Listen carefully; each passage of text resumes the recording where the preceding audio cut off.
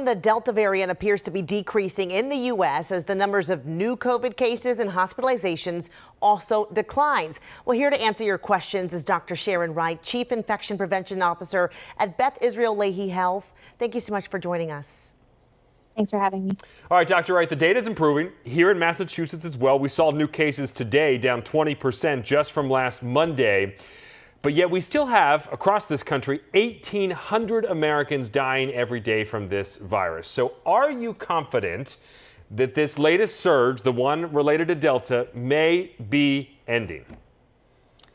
It's really hard to be confident about anything related to COVID-19, but overall it is encouraging to see a decrease from the peak from late August. As vaccination rates continue to increase in the United States, particularly in the Commonwealth, I'm feeling more hopeful that this might be a lasting decrease in cases. However, I do have concerns that transmission may pick up as we move into winter and colder weather. People move inside and we gather together more to celebrate things like the holidays and the Super Bowl, and that we will continue to see COVID. I don't think COVID's going away, but hopefully it'll be more manageable, as about 3/4 of people over the age of 12 in the United States have now been vaccinated. Okay, I got to ask you about the variants, right? Because that's really been the concern. The Delta causing nearly all new infections right now in the U.S. Is there a new variant out there that could take its place next? It's hard to tell. While we still have virus hanging around, the more virus there is that circulating in the community, the more likely it is that we will see more variants develop, as we do with other viruses.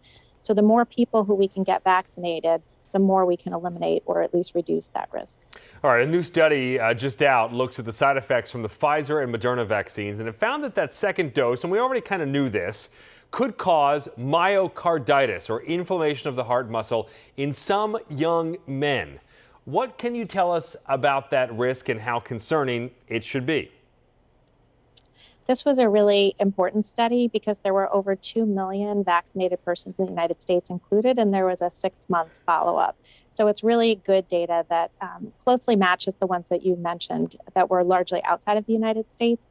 And these were mostly seen in young men, but keep in mind, out of those 2 million people, there were only 15 cases of myocarditis detected.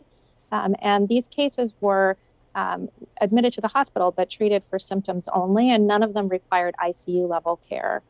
In terms of outcomes, it's hard to know because the study really had a short follow-up period of only about 30 days, and it closed at the end of July. So we don't know what will happen with all these people who have had myocarditis in the long run. But compared to the more serious long-term effects that we do know about for sure that can happen from infection with COVID-19, the FDA and the CDC are still strongly recommending vaccination, even for this age group. That was what I was going to ask about long-term effects of that, but we do not know, and you're saying maybe we won't know for some time. I think that's right. And this still is, despite us living with the pandemic for almost 2 years, a really new infection. And we just have to see with such new vaccines what happens from the vaccines and the people who've had these side effects. All right, Dr. Sharon Wright, Chief Infection Prevention Officer at Beth Israel Lahey Health. Dr. Wright, we thank you for your time this evening. Thank you. Thank you.